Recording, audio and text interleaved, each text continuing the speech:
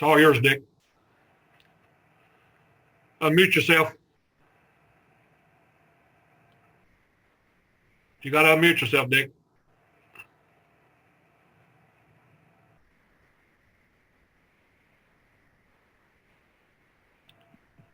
Can you hear me now? Yes, sir. Go ahead. All right. I'm Dick Anderson. I'm alcoholic. And I'm grateful to be here. Stephen's one of the guys that this event, Woodstock, that we put on, each one of them has a different tone. And ours, we've tried to get the old timers, the wisdom keepers of our fellowship. And a lot of the people that come to it are like Stephen. They're people that have been around for a long time. They're very active. They're doing things all the time to help other people get sober. But all of us, including me, need somebody that has more experience. And so a lot of those speakers are people that I just picked because they're the people I've been following for a long time. I got sober June the 8th, 1977, so 43 years ago last summer. I have not had I think it's 15,860 days now. I haven't had a desire for a drink once during that time. And prior to that, I couldn't go more than a few hours without a drink at any time. But so the program has worked on me remarkably, but it's worked on me remarkably because I think I was very blessed and very lucky in that I got the right people and I got into the program at the right time, and everything that I needed was provided for me to have a life-changing experience, and I was ready. Now, you wouldn't think that I didn't come from an alcoholic family. My dad was family long-term military, and he was a fighter pilot during World War II, and then he was flying P-51s at Bowman Field near Louisville, which was an Army Air Corps base after the war. My mom came from Lynch, Kentucky, which is kind of close to northeast Tennessee. It's in Harlan County. Her father was a coal miner, and she had come to Louisville, was working for American Airlines, and the two of them met and had their first date at the Air Devil's Inn, which is now a biker's bar. But back then it was they had a big beer garden, and they had a dance band out there. It was a little bit nicer. But anyway, they got married and went on their honeymoon to Acapulco. American Airlines paid for it. There was a picture of them in the Courier Journal. And as they flew off, and they came back, and about a year later, I was the gift that arrived from that union, the first child. And so I was brought up, born in Louisville, brought up for a while on that air base. And then we moved to Langley, where my dad was a test pilot there. And then he left and went to Korea flying F-86s. And so I was brought up in a military family. My mother and father, from the time, I could even know I had a mother and father until the time they died, to my knowledge, never told a lie. They never took an easy way out. They always did the honest thing. If they had gotten too much change, they would go back up and return it. They didn't make a big deal about it, but that's the way they were. That's what they were like. And everything I was involved in back there was something that would have taught me good skills, the right things, the things that we teach in AA. I was a member of Little League, Boy Scouts, YMCA, 4-H. And for the guys who are in Boy Scouts, it says the way we please God best is to do something to help another person each day anonymously. And I had no idea what that meant and why you do it anonymously. Didn't want credit for it. But that is what we do in Alcoholics Anonymous. In fact, I'm going to end on that because one of the things that gives us this gift is to keep that principle of anonymity. And I'll end with reading something that Bill Wilson gave us as his last gift to the fellowship. So I fit in and I did the things I was supposed to. I was a smart kid. I was an athletic kid. I could do whatever I was asked to do, but I just didn't feel like it was me. I was doing it for somebody else. I wanted my dad to approve of me, etc. And I didn't really talk to anybody and tell them how I felt. I remember stealing a nickel from my mother's, was sitting on the counter that my mother had left there so that I could go and buy a candy bar. And that, when I ended up making some of my amends after I got sober, was one of the first things I remembered. That was the first dishonest thing that I did. And I remember it because in my family, they didn't do dishonest things. And they didn't do them or talk about them any place I went. So I thought there was something wrong with me just because I would do something like that.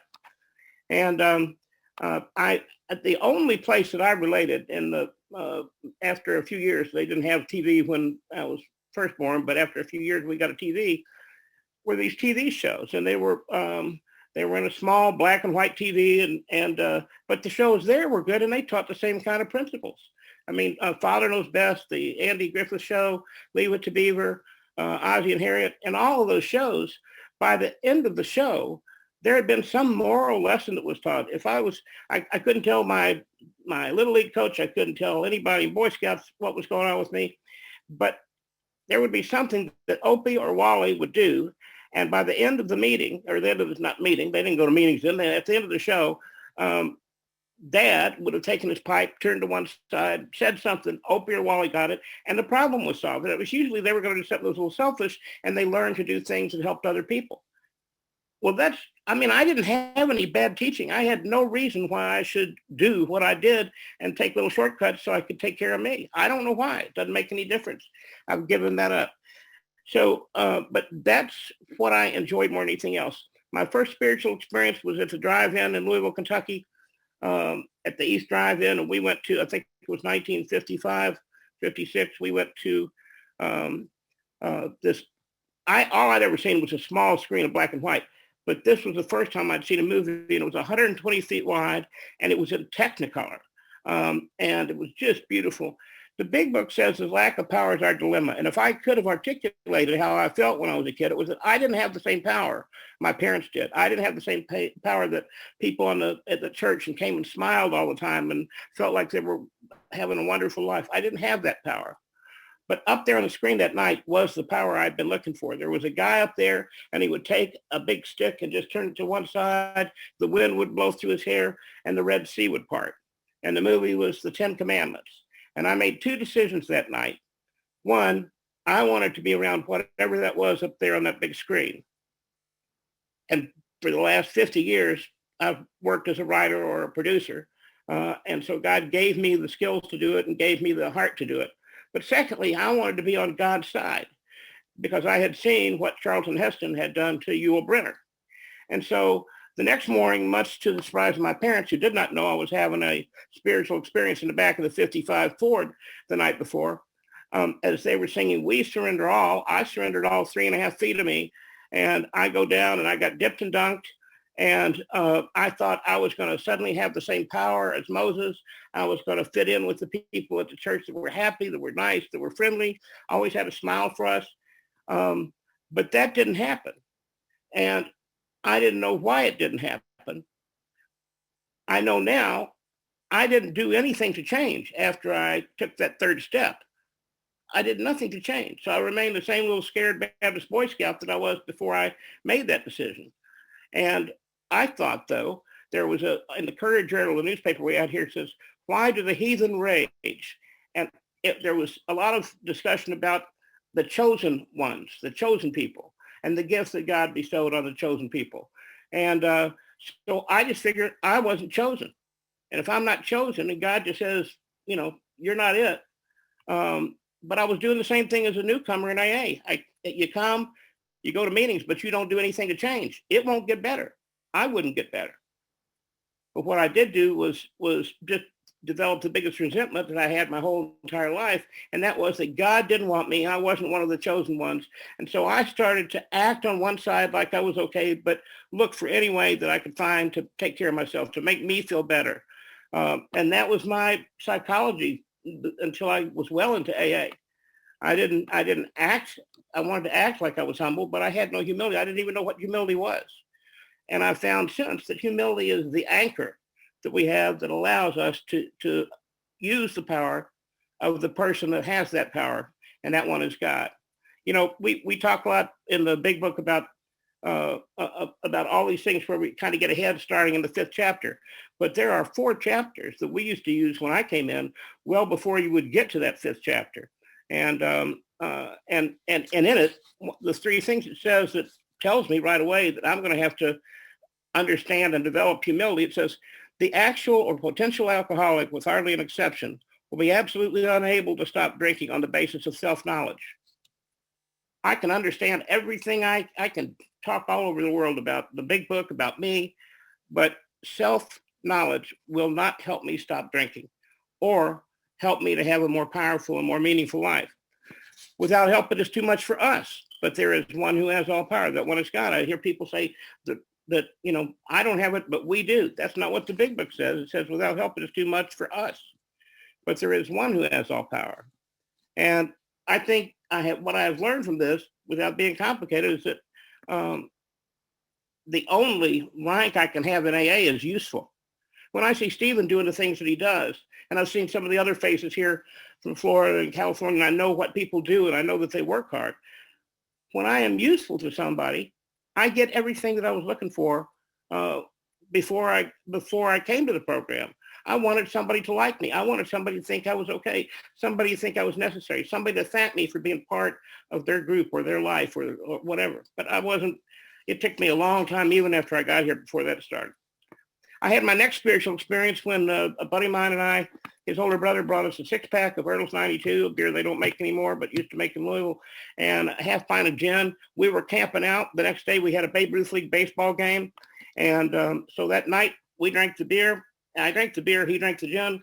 And all that fear and all of that just slight anxiety that I always had all the time, where I wasn't sure if I was going to say the right thing or do the right thing, and I'm trying to anticipate, all of that disappeared. It fell off my back, and I just felt absolutely at ease.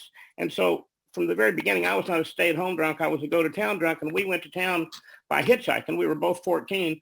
We went up to a place called the White Castle. I don't know if they got White Castles over in Northeast Tennessee. I don't know. I know they don't have them in California, and they may have some down in Florida, but it's a place where you go at midnight or 2 or 4 a.m. whenever the bars close for about a dozen of the little tiny hamburgers that have 8 million onions on each one of them. And it seems like it's a really good idea that night when you get them, but not so much the next morning. So we hitchhiked up to the White Castle, and I always had a girlfriend, but it would be somebody I'd know for a while, and we'd be friends, but I had trouble introducing myself. But that night I fell in love as soon as we went in there with this spectacularly beautiful redhead. And then, not now, but then they had a long countertop that stainless steel, and she was waiting on that area. And I just fell in love, and I was flirting with her, and things were happening there. I knew this was going to evolve into something. She was 30, I was 14. And so, but my buddy, Dave, is not having the same problem. Same experience as I am. He's not feeling all this grateful attitude. And I had never had a cup of coffee before, but I'd seen in Perry Mason where if you have too much to drink, you have a cup of coffee. And so while Dave was starting to feel a little woozy, I ordered him this cup of coffee, and it did not have the desired effect. Dave threw up down the stainless steel counter. And it turns out if you're looking for a Louisville City policeman at midnight, the best place to find them is at the White Castle. So they came down to me and said, "What's the matter with your friend?" I said, "He just had too much to drink." Well, he said, "How old is he?" 14. "How old are you?" 14. So I was in Louisville City Jail 4 hours after I took my first drink. And that was pretty much the end of my social drinking. I drank as much as I could, whenever I could, and wherever I could from that point on. That summer, we had transferred from one high school to another because at the age of 13, I had taken the SATs and only missed 2 questions. So almost aced them. I have a very good memory, or had a very good memory back before the brain cells, but I had a good memory back then. And so they said, "You need to get him to the advanced program over at Wagner High School so he can get more credits on advanced courses and help him get into one of the Ivy League schools." So my parents sacrificed. They went from a larger house to a smaller house so we could be right next to Wagner. I had a younger sister that was also going, but she was in the regular class, and I had a little brother that was going to elementary school. They sacrificed so that I could have this opportunity. That summer, 2 weeks before school started, I went out for football, and I was entered the school year as the starting quarterback on the JV team. And so all these guys, back then we had these things that were called literary associations. They're like fraternities. They'd actually started back in the 1800s for young gentlemen of letters. And there weren't many of us writing letters, but it was like a fraternity. And these guys, we had a rush just like you do in college. And so the very first weekend that I was there, they went and they brought me a bottle of bourbon and a bottle of cherry vodka for my date. and we went to a dance and a party, and I could not get enough from that point on. And I didn't get in trouble a lot. When I drank, it made me feel wonderful, but I didn't have the experiences of blackouts or things like that in the beginning. But I could not wait until I got that next drink. And that's the way that took almost everything that I had away from me. At the time I was in love with, would fight an SEC lineman for this girlfriend that I had, who was the captain of JV cheerleaders, beautiful. And I was just absolutely in love with her. And and if anybody even threatened to ask her out, I felt like I was just going to take them on. And she found out my experience at the White Castle, and she said, "I haven't told you this, but my father has a problem, and when he drinks, he gets mean, and it's not pretty, and I don't like to talk about it, but I need to ask you not to drink if we're going to go out." It took me less than a few days, just a couple of days, before I, without courageously making a decision, I just stopped calling her and I went with the guys who were drinking. I gave up the most important person in my life after having drunk only 2 or 3 times. That's how important alcohol was. And I couldn't have told you that it was at that point. And so I drank as much as I could. Like I said, I got arrested 22 times before I got to Alcoholics Anonymous. Most all of them were for drunk in a public place or disorderly conduct. I was clever, but I was clever with policemen. After we get through sometime at the bar, I was always one who would make kind of sarcastic remarks. And then they realized how much I drank, and then they realized how old I was, and they'd gone. I was, by the time I was a senior in high school, I had been tending bar at Duchess Tavern for a year and a half. You had to be 21 to get a drink. I started tending bar at this place when I was 17 because I'd been drinking there for 2 years. That was my entire life, was built around, somebody, the bar, the drinking. I mean, everything else kind of fell by the wayside. And forget, anything going to Harvard, Yale, Brown, Princeton, or wherever my parents had thought I might go after moving over there. I'd use my uncle, who was a dean at the University of Kentucky, to get into school there because of my arrest record. I was arrested at my senior prom, and this time I wasn't for drunk in a public place or being clever with policemen.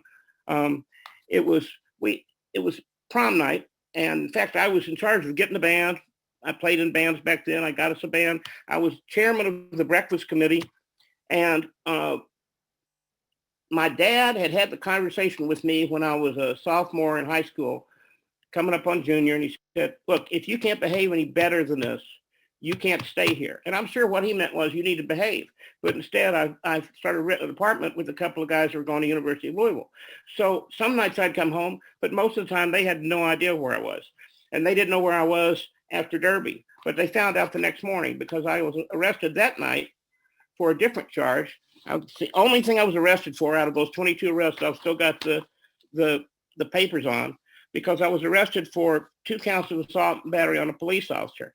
And 2 or 3 other charges. Now, this is a felony, and I could end up getting 5 to 10 years in prison if it wasn't for the fact that my family was well respected. My dad was, and the judge knew my uncle, and I went to a good school, and during the day I was a good kid, and so the principal came and testified, the football coach. But most people, when they're drinking, don't get locked up for assault and battery on a police officer. And they filed it away. It came up a little bit later on something I'll touch on in just a minute. But that was a serious event, and it still didn't catch my attention. The worst that happened, my dad made me pay for the attorney and pay some bills. But I had been working a lot of hours, even starting off when I was in grade school. I was selling Christmas cards for Boys Life. I was working tending bar and doing some other things when I was in high school. Not because I had a great work ethic, but because I needed to pay for my booze and for my little Austin Healey that I had that I paid $600 for, and for a motorcycle. Anything I wanted, the rich kids had it, I would just work and get it. So everything I was doing in my work ethic was just making sure I selfishly had something. So I go off I was still watching movies the year after I graduated, and I was in college. I went to UK. I saw a movie called The Graduate, and when I would see a movie that would affect me, I would see it several times. And I saw this movie 10 times, and That summer, I started smoking. I'd made it all the way through school, hadn't smoked a cigarette. So I see the graduate, I started smoking, and I had an affair with an older woman. And she'd be about 95 now.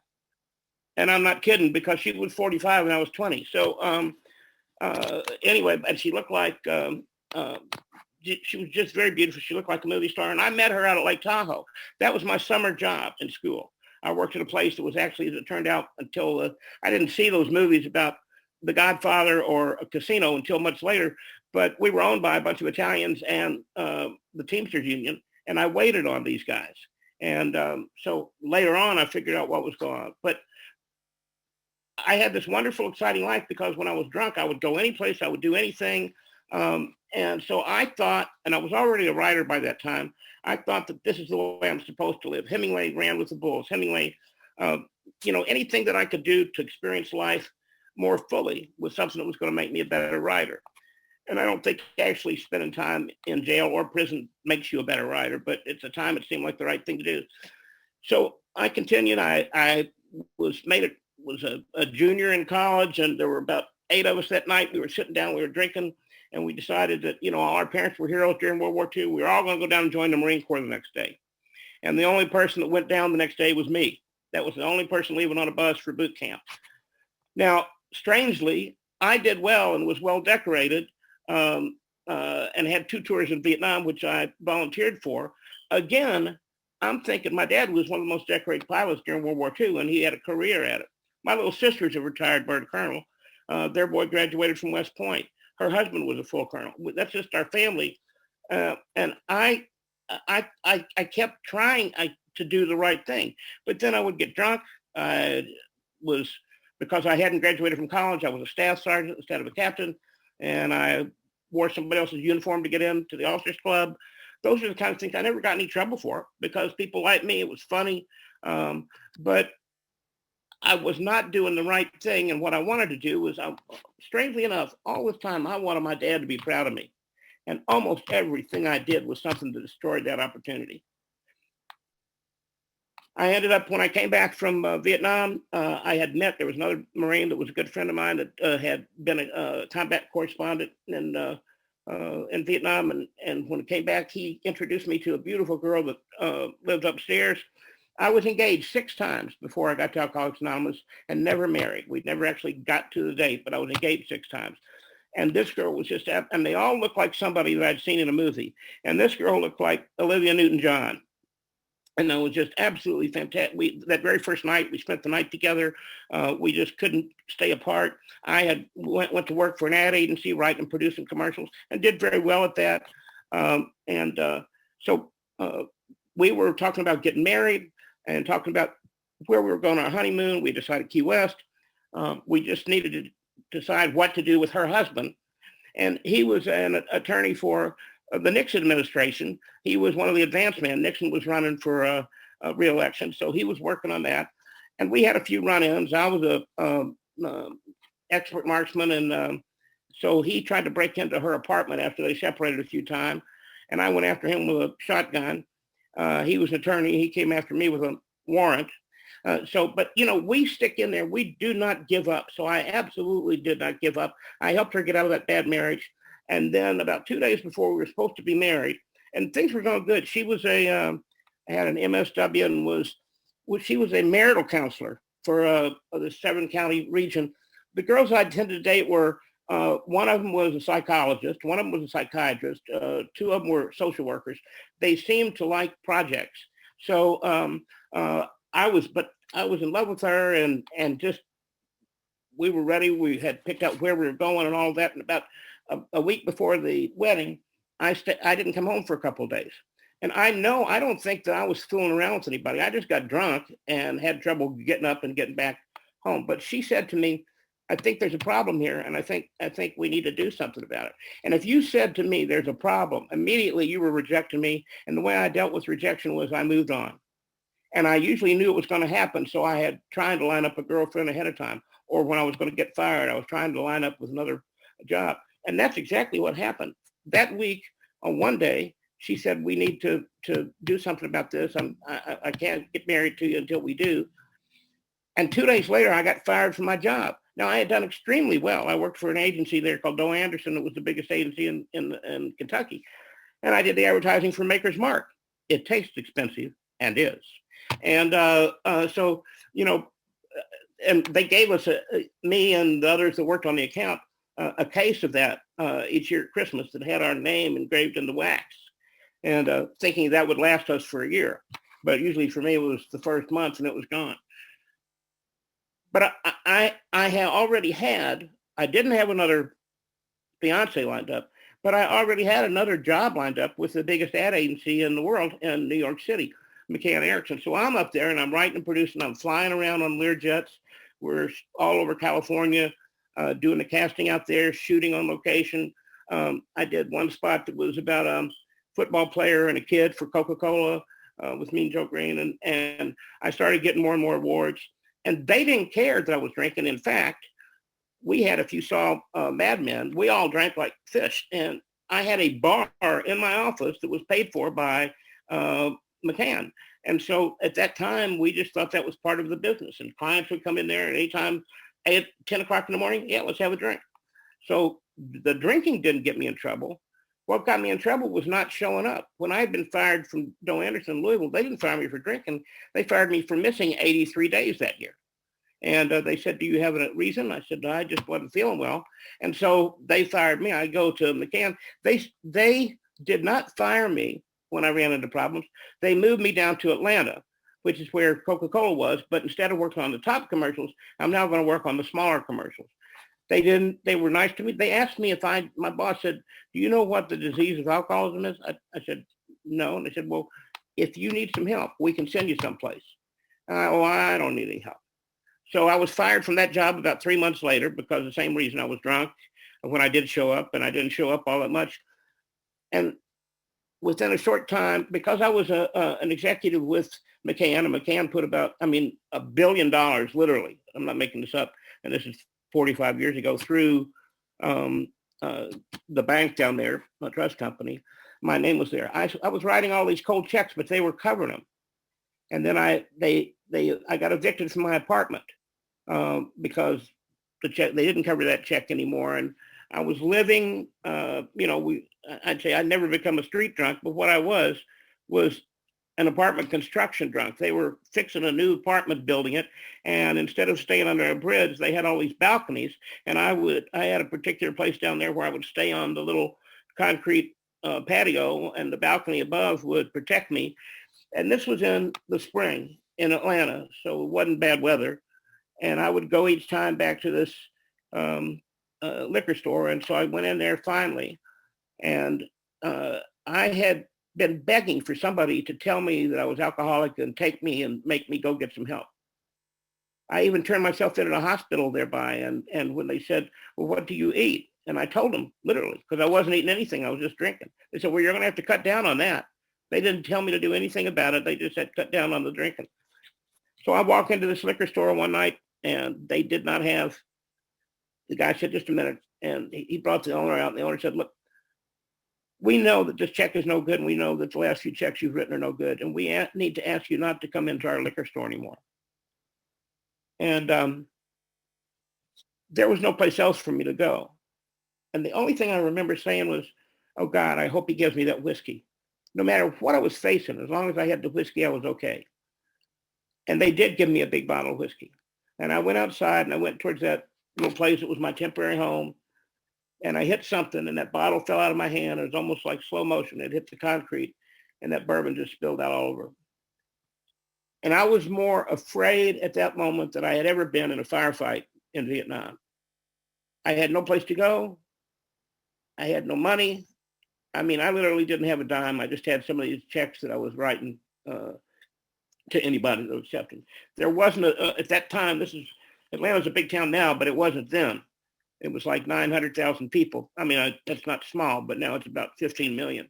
But back then, there was nothing anywhere within walking distance so I could go get any booze. I had seen a movie called Days of Wine and Roses probably 100 times when I was drunk.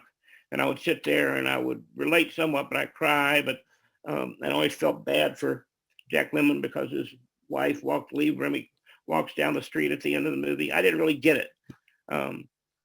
But that night, I have in a box still everything I owned at that point: a pair of brown yellow pants, some loafers with holes in the bottom, a blue polo shirt, not polo brand, but polo type.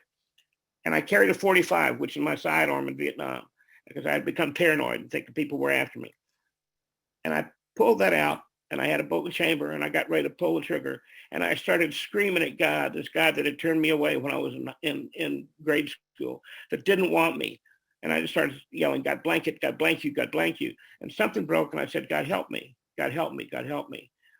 And there was a moment of peace where I saw that scene from Days of Rhino Roses where Jack Klugman walks up to Jack Lemmon and says, I understand you need help. I'm from Alcoholics Anonymous. And I walked up to, I didn't have a dime, but I walked up to a phone that was on the outside of one of the payphones on the outside of a convenience store that was near that place. And I called the operator, and I was crying. I said, I'm an alcoholic. I need help. And somebody on a committee who does something, one of these public information committees, had gone and given information to all of the operators at Bell South. And they knew that there was an office, the new office, central office for AA in Atlanta. And so this woman, when I'm calling, I'm crying, say I'm an alcoholic, she could have just said, well, I don't know what to do. But she said, hold on a minute. She connected me to the woman who had just started there the year before as the manager of that office. Her name was Helen. And Helen had 9 years. And now Helen has 52 years and I have 43 years. And neither one of us has wanted to drink since that day. And she sent out a guy. She said, I understand where you are. She sent out a guy named Ed. And Ed worked for the railroad. And he took me to a place where I dried out. I had DTs for 5 or 6 days. And then I came out of that. And it took me a long time to get so that I was thinking well. I was homeless. So I didn't stay there. I had some family in Louisville, but they'd all kind of moved away from there. My sister was in the Army. My dad was he was in charge of air traffic at an Air Force base. But I went back there thinking I would get back together with Olivia Newton-John, my fiance, that I'd show her I was sober now and everything would be okay. And that's not the way it works. She hadn't been going to Al-Anon and she was not happy to see me. But there was a guy there that had been sober a long time and he let me stay in his basement. And I ended up helping the newcomers. We didn't have a treatment center at that time, but I helped the newcomers. They would come in and they'd be in one cot, I'd be in the other cot, and I'd help them until they could get well enough to at least swallow some food. And that was how I got my room and board. And I poured coffee at one of these clubs, a club called the Token Club, where they had AA meetings all the time. And I was always going to an AA meeting. I couldn't understand the big book because I couldn't keep the sentences together. About 2 sentences in, I forgot what the first sentence was. But as I was getting better, what they were doing with me, and the old timers do this, they didn't think I would get better by going to a big book workshop. They thought I would get better by going to actually call on a wet drunk. So they took me with them to call on these wet drunks. And they said, you don't say anything, just watch and see what happens. And they would sit there. My first sponsor was a guy named Jack Sullivan, who got sober in the 50s. And he had a guy named Sonny Whittle, who was one of the king of 12 steppers. He was always out helping people. They and this group loved me and cared for me, in spite of the fact I couldn't do much very well. And I got a job in AA. They weren't going to get me because of my problems with thinking. They weren't going to be a problem, a sophisticated job like making coffee. But I was in charge of the ashtrays. At that time, if you came to the program in Louisville and you didn't smoke, you would have to learn to smoke, because by this time in the meeting, you couldn't see anybody 2 rows away from you. Everybody smoked. And I was the ashtray guy. And the ashtrays were these round things with blue, gold, red, and they were like Christmas tree ornaments. And it was corrugated metal. And it took a lot of work with a Brillo pad to get them clean. But we had 10 ashtrays, and I kept them clean until I found out about rotation one day when they came in and said, we have a new guy. He's going to be the ashtray guy. And I said, I don't think so. I was more proud of being the ashtray guy than I had of being the youngest creative director they'd ever had at McCann Erickson in New York and winning a Clio. Because one was not real and one was real. And I was actually getting better.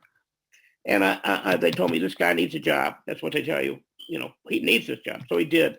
And then my brain started working. And I got my first job. I'd been arrested 22 times. I said, how do I make amends to these policemen when the only policemen I know are the ones that are on this sheet?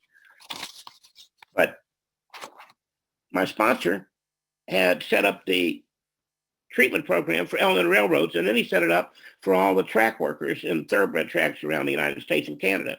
And so I ended up, I was at a luncheon. My brain was working. I had worked for Courier Journal, was my first job there, fine newspaper. And then I worked for a couple of big agencies. They wanted somebody to do the advertising and press for a guy that was running for mayor. I did it. He got elected. Now I'm 2 years sober. I'm the press secretary for the mayor, director of public affairs for the city. And you would think that this is not a job that they give you for humility. But the truth is, it was one of the best jobs I ever had for humility because I couldn't tell lies. It was after Woodward and Bernstein. So if somebody asked me a question, I had to keep it simple and tell them the truth, which was not what I was used to at all. I made up different stories, even if it didn't call for making up different stories. But I had to learn to tell the truth.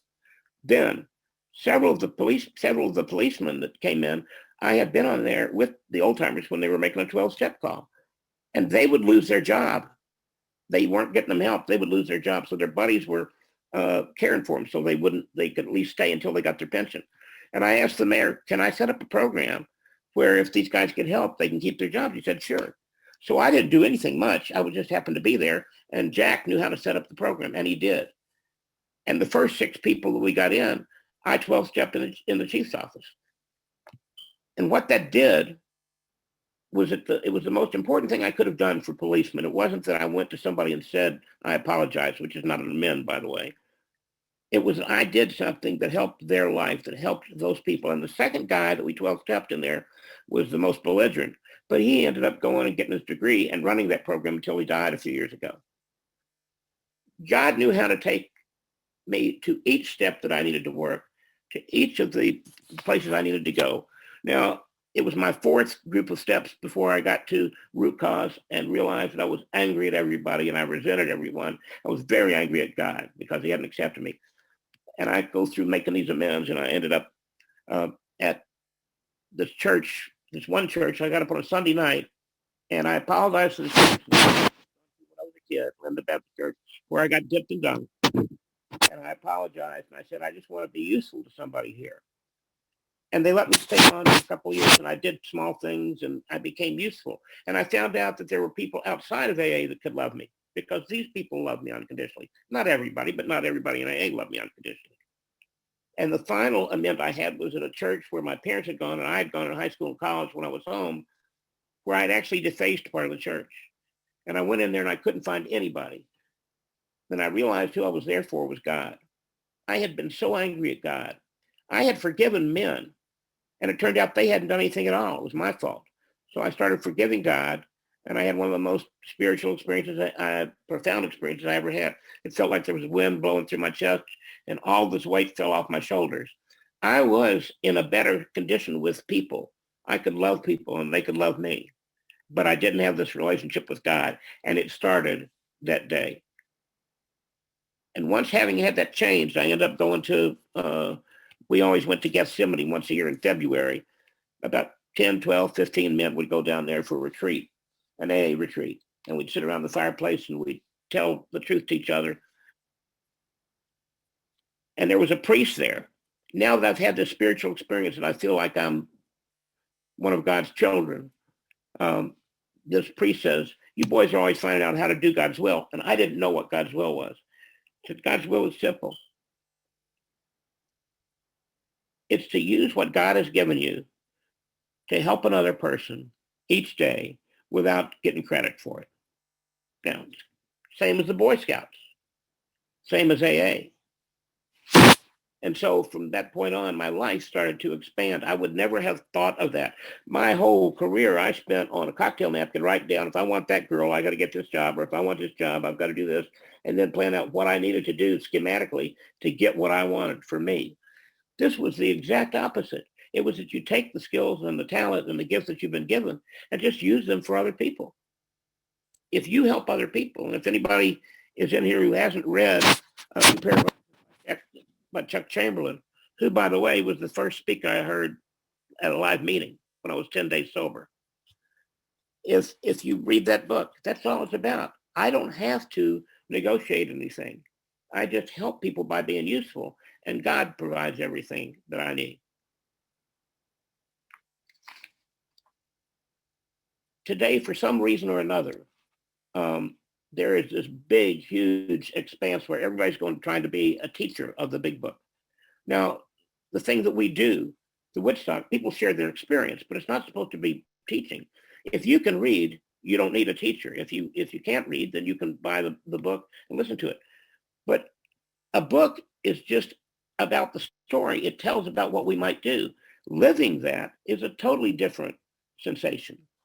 And for me to become useful to people and loving and to forgive people is, and if somebody sees me do that, that does more to help somebody join AA, be a member of AA, or at least to appreciate my experience than anything I could quote. There is no such thing as a master's or a doctorate in the AA. I went to a meeting when I first moved back to Louisville with a bunch of young people at a church near me. And I thought, well, it's a pretty good meeting, and they're at the big book. A guy opened the door and he said, I've got a newcomer out here and he's shaking. He just needs somebody to talk to him. Does anybody can help? And the only person that raised their hand was me, because they thought it was more important that they sit there and become experts on the big book than it was to go help this guy. I hope they learn. But the reason we have people that don't stay here is because we're not helping them understand that that's, you know, I used to race cars when I was young, and I took a job as an editor for a children's book company where they wrote the autobiography of, Jackie Stewart and Andretti, all these people. And I thought I would get one of those jobs. And instead they put me on how to repair your Chevrolet or things like that. I had to take what the engineers wrote and turn it into something that people could understand. Now, I knew all about this because I helped write the book, but that did not make me a mechanic any more than reading the big book will help me become a sober member and somebody that's useful, will help me become somebody that's faithful to his wife, that has some humility, that helps other people, that doesn't hold himself over other people. All of the things I had to learn by watching those people like Tom Ivester and Sandy and Clancy. Clancy's very misleading. Clancy died in August. He was one of the most humble people I've ever known in my life, because while he will wink at you and he did his thing at the podium, which got people going, he lived very modestly. He gave all his money and everything that he had to help other people. Anything he did was for the benefit of other people, but he didn't want any thanks for it. And that's why he'd have that kind of smart aleck attitude. But underneath, he was as disciplined and as humble as anybody I know. If I find that I can be useful, I find everything that I'm looking for, and something I never had before, and that's joy. I knew how to be happy. I knew how to be high. But joy is where I feel like everything is going to be okay regardless of what happens. And I've found that in spades since I've been to the program. A few years ago, I went to have a physical and was told that I had esophageal cancer. Esophageal cancer is 95% fatal, and nobody really knows what to do with it. It turned out there were a couple of doctors that had where they completely rebuilt your upper digestive system, and I was referred to one of them. But I was speaking on a Saturday night in Key West, and I couldn't get in to see that doctor because they wouldn't take my insurance. And Bob B., one of the people that Stephen mentioned, as it turned out I didn't know, was starting some kind of fund where they could help me pay because they realized that I didn't have the money. People were doing that for me, and they weren't doing it for me because I was a smart aleck or clever. They did it because they loved me, because I had been part of. But that doctor that was going to do it ended up retiring. And I'm down there on getting ready to speak on Saturday night. I'm so angry at God, who turned me away once before. I have that old resentment back because I'm not going to get the help I need because I don't have the right insurance. And a friend of mine said, well, just say, I couldn't even pray. And he said, say whatever prayer you remember. And in the third grade, I had memorized the 23rd Psalm, and I'd used it in Vietnam. And I started saying it over and over, and something broke. And I remember talking to my original sponsor, Jack Sullivan, after he had walked out of the doctor's office, been told he had 6 malignant brain tumors. He got them from the lung cancer that went to his brain. All the old timers smoked forever back then. And he's telling me that he's going. And I said, you don't sound scared. And he said, if God has been that good to me here, just imagine what he's got waiting on the other side. So all of a sudden I felt okay. The worst that can happen to me is I can go to a place full of joy. So I got up and I talked that night and I said, I don't know whether I'm going to be here or not, but I'm okay. And I know that God will take care of Barbara and he'll take care of everything that I would have done. And so on the way back, I get a phone call. He still can't do it, but his chief of surgery had gone to Strong Memorial in Rochester, New York. Now, they said, we've given him your information and your data and the photographs and all that. And so you need to call him. I'm going to get the chief of surgery for this big hospital just by calling. I called. An hour later, he called back. We talked for 45 minutes. He said, just come up here. I'm starting this. You'll be my first patient. I want to teach the people here how to do this operation. So I now tell Barbara, my wife, because I hadn't told her when I was sick. I wanted to wait until I had an answer. We go up there. We're in Rochester, and we go into this hospital. First, the night before I went into the hospital, there were 35 people waiting to see us, AAs and Al-Anons. We had been very active in AA. And there were people that they knew us or somebody knew us from them. And they were there as our new AA and Al-Anon family. And they took care of us. And they took care of Barbara. And we go to the hospital the next morning to meet this doctor. And we walk into the chapel because if this is going to work, God's going to be in it. And we start, and up there on the wall in gold letters that were 1.5 feet deep, it says, the Lord is my shepherd. I shall not want. And we know God's taken us to this place. We walk out into the lobby to see where God has taken us. It's Strong Memorial Hospital, endowed by the family of Dr. Leonard Strong, who was Bill Wilson's brother-in-law, who helped start the Alcoholic Foundation. I couldn't have made that up as an ending. But God has given me what I needed as an answer, not because I found it, I figured it out. I wrote down what I needed because I was just being useful to some other people and sponsoring a few people and doing a conference and helping with the things that we do. We take what we've got and we start things for other people and we help other people and we feel good and they love us. And that's all I was looking for in the first place, except that I wanted this relationship with his power. The difference I now know is we as a group don't have the power. I don't have the power. It's too big for us. But I am the child of this one who has all power. And just as my regular dad would have given me anything he had to help me have a better life, so does that Father now. And all I have to do is ask for it and keep helping other people. And if you're around, I went through a depression when I was about 15 years sober and had to start over. I didn't drink, didn't have a desire for a drink, but I certainly wasn't in a good place. I've gone through a lot of different experiences. And if you're around for a long time, you'll find everybody else has done that too. So whether you're new and you're looking or you've been around for a while, there's an answer here for you right now. And that answer brings joy. If there's a season to celebrate joy, it's not any more relevant than right now. And if you want that so that you don't feel like this is what I don't have at time of Christmas or time of the holidays, all you need to do is take the guy in front of you who's got more time, take his hand and go with him. And once he says do it, put your hand behind you and take somebody else with you. Thank you.